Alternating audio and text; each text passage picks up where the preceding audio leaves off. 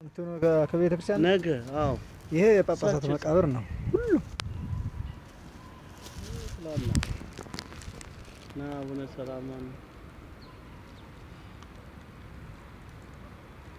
ኧረ ስንት ጳጳሳት ነው የነበሩት እነይታቸው ስንት ጳጳሳት ነው ደግሞ በየሀገረ ስብከታቸው የተቀበሩም አሉ መቃብራቸው ይፈቀዳል እንዴ ሐዋሳ ምናምን ሀገረ ስብከታቸው መቀበር ይፈልጋለን ካሉ ከተናዘዙ ቤተ ክርስቲያን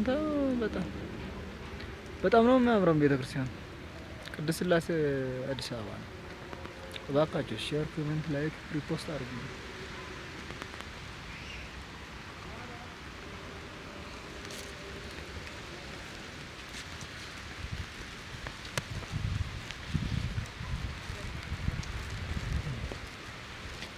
አራቱሩ መጠሪያ ነው የሚግባና ያው ይሄን ፎቶ አንሳው ዝም